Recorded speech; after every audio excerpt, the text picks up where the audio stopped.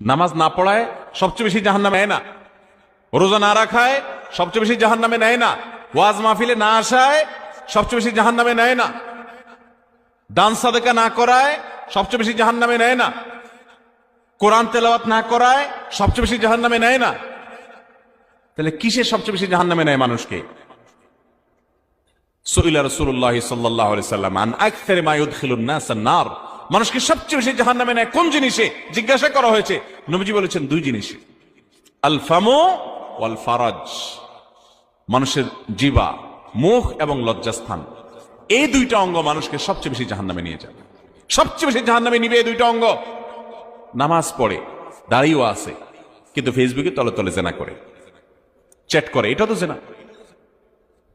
মানে সে কারোর প্রতি আসক্ত, হারাম রিলেশন হয়ে গেছে, এটা মহামারীর আকার ধারণ করে। সবচেয়ে বেশি মানুষ জাহান্নামে যাবে এই পাপের